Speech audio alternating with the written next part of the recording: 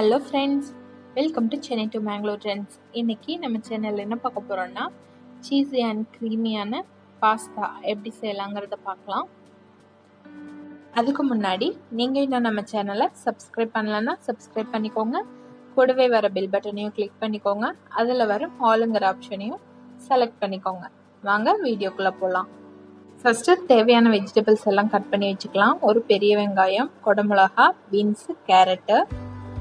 ஒரு கடாயில் butter 2 table spoon சேர்த்துக்கலாம்.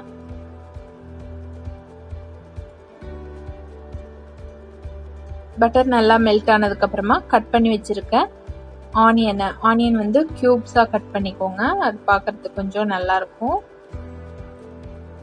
அது ரொம்பவும் வதங்கக்கூடாது, கோல்டன் ப்ரௌனா ஆகிற அளவுக்கெல்லாம் வதங்கக்கூடாது. லைட்டா வதங்கினா போதும். ஒரு நிமிஷம் அளவுக்கு மட்டும் வதக்கிக்கோங்க. அதுக்கப்புறம் கட் பண்ணி வச்சிருக்க கேரட்டு, பீன்ஸு, கேப்சிகம் அதையும் சேர்த்து ஒரு 2 minutes நல்லா குக் பண்ணிக்கலாம். ஹை ஃப்ளேம்லயே வச்சு குக் பண்ணிக்கோங்க.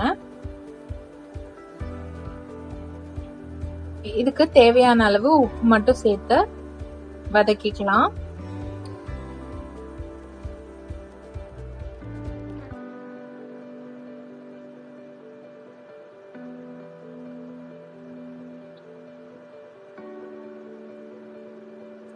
இப்போ காரத்துக்கு பெப்பர் பவுடர் சேர்த்துக்கலாம்.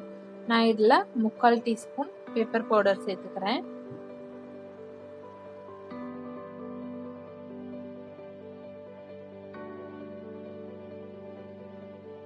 இது கூட 3/4 கப் அளவுக்கு ஃப்ரெஷ் கிரீம் சேர்த்துக்கலாம்.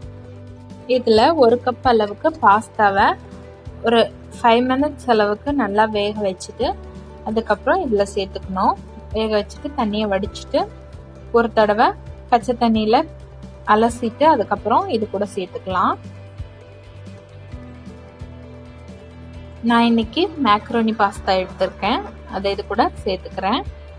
சேர்த்து நல்லா மிக்ஸ் பண்ணிக்கலாம்.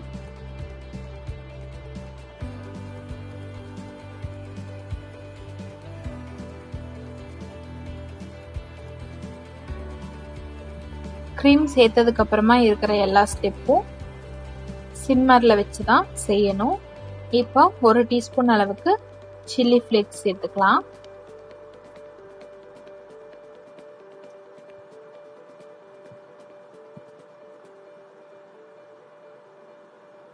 இதை சேர்த்து நல்லா மிக்ஸ் பண்ணிட்டு சீஸ் தேவையான அளவு சீஸ் சேர்த்துக்கோங்க. குழந்தைங்களுக்கு கொடுக்கறதா இருந்தா கொஞ்சம் அதிகமாவே சேர்த்துக்கலாம்.